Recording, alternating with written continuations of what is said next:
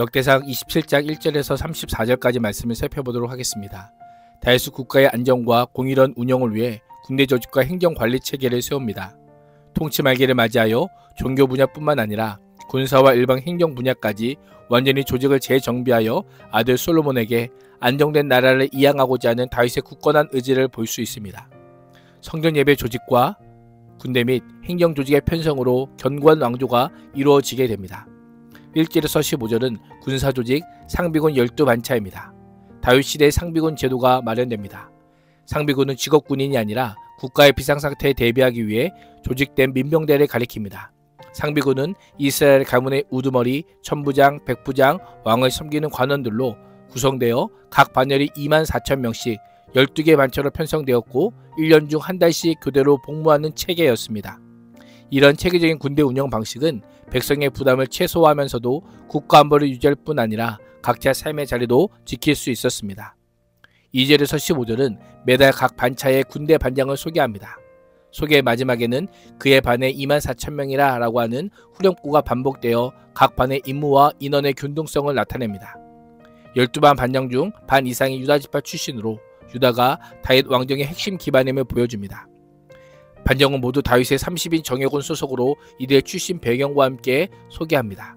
반장들을 살펴보면 1월반의 반장은 아소부함으로 첫째 달에 일할 모든 부대의 우두머리를 맡았습니다. 2월군의 반장은 아워 사람 도대이고 미글롯도 이 반의 지도자입니다. 3월군의 지휘관은 대제사장 여호야다의 아들 분하야로 다윗의 시위대장으로 왕의 경호와 특수 임무를 수행했습니다.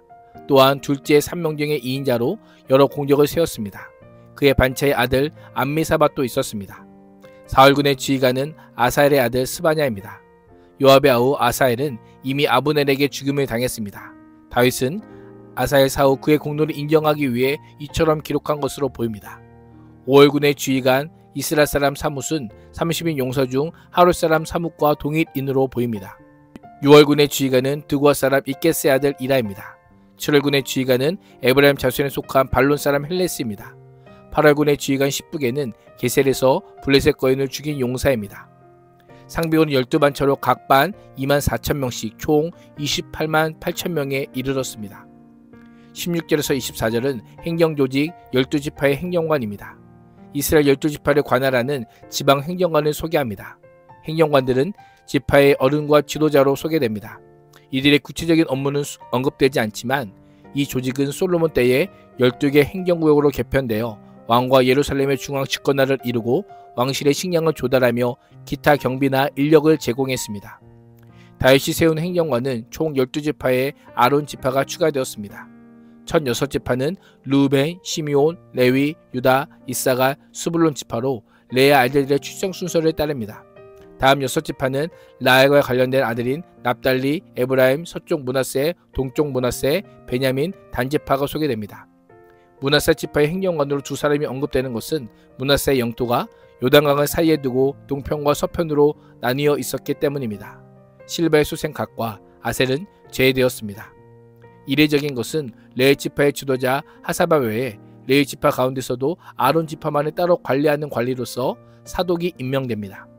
이는 레위 지파가 종교, 정치 등 국가 조직에 전반적으로 큰 역할을 감당하고 있음을 인식한 다윗의 조치를 할 수가 있습니다.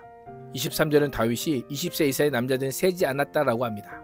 역대기 저자는 사무엘하 24장과 역대상 21장에 기록된 다윗의 인구조사를 언급하며 그때 다윗은 여호와께서 이스라엘에게 하늘에 있는 별처럼 많은 수를 주시겠다라고 하신 그 약속을 믿었기 때문이다 라고 밝히고 있습니다. 자신의 교만으로 인한 인구조사로 인해 하나님의 심판과 공의를 경험한 다윗이었기에 눈에 보이는 숫자와 일로 성공 여부를 따지지 않습니다. 오히려 하나님의 약속과 말씀에 자신과 이스라엘 맡기는 삶을 살고 있음을 보여줍니다. 이를 통해 다윗의 통치가 하나님의 큰 은혜 안에 이루어지고 있음을 다시금 강조합니다. 25절에서 31절은 재정조직, 왕궁재정관리 12인입니다. 왕궁 재산관리 구역과 관리자 12명을 소개합니다. 다윗은 왕실 재정을 위해 왕실 소유 농지와 기업에서 식량을 공급받아 백성의 세금 부담을 줄였습니다. 솔로몬 때 12개의 행정구가 1년에 한 번씩 왕실 식량을 조달한 것을 계승한 것으로 보입니다. 왕실의 재산관리는 4 분야로 나뉩니다. 첫 번째, 왕의 곳간입니다. 이스마엘의 왕의 곳간을 맡았고 요나단이 이스라엘 내 밭, 성읍, 마을과 망대 곳간을 관리했고 에스리는 땅을 일구는 농부들 관리했습니다. 둘째, 살림관리로 시므이가 포도원을, 삽디가 수확된 포도와 포도주 저장고를 맡았습니다. 바알 하나는 쉐팔라 지역, 즉 평야지대의 올리브 나무와 뽕나무를, 요아스는 올리브 기름 창고를 맡았습니다. 넷째, 목축업 관리로 시드레는 사람 평야에서 먹이는 솥대를, 사밧은 골짜기에 있는 솥대를, 오빌은 낙타를, 예대하는 나귀를, 야시스는 양떼 관리를 맡았습니다. 다윗은 군사적 정복을 통한 수익이 아니라 다양한 농업, 목축 활동을 통해 국가 운영에 필요한 자원을 확보했습니다. 이는 국가가 장기적으로 안정적인 경제 구조를 유지하는 데 필수적이었습니다. 경제적 번영은 언약에 신실한 결과요, 다윗은 국가 경제를 운영하는 데 있어서 투명성과 책임성이 얼마나 중요한지를 보여주고 있습니다. 이것은 교회의 재정에도 그대로 적용이 됩니다. 지위를 이용하여 함부로 사용하거나 누군가 자신의 필요에 따라 마음대로 사용할 수 없습니다.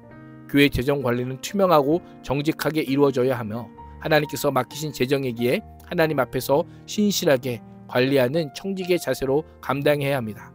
무엇보다 하나님의 공급하심을 신뢰하며 정직하고 신실하게 재정을 관리함으로 하나님의 영광을 드러낼 수 있어야 합니다. 32절에서 34절은 자문단 조직, 다윗의 참모 7인입니다. 다윗의 통치는 정치, 종교, 군사 분야 자문관 7인의 협력을 통해 이루어졌습니다. 7인의 명단은 다윗의 통치가 독단적이지 않고 충원을 중시했음을 보여줍니다. 정치, 종교, 군사 조직이 유기적으로 협력하며 왕권을 지탱했음을 보여주고 있습니다. 이 모든 배경에는 하나님께서 다윗에게 약속한 영원하고 견고한 왕조가 뒷받침되었음을 기억해야 합니다. 오늘도 다윗의 군대와 행정조직의 개편을 통해 결국 주변에 함께하는 사람들이 하나님의 나라를 이뤄갈 동역자요, 공동체의 미래는 하나님께 달려있지만 그 미래를 위해 적재적소에 사람을 배치하여 세우는 지혜가 필요함을 깨닫게 되는 복된 하루가 될 수 있기를 주님의 이름으로 축복합니다. 기도하겠습니다. 하나님, 우리의 앞날이 하나님의 손에 달려있지만 하나님께 주신 각자의 재능과 은사에 따라 교회를 살아있는 유기체적인 공동체로 세워가는 은혜를 허락하여 주옵소서. 예수님의 이름으로 기도합니다. 아멘.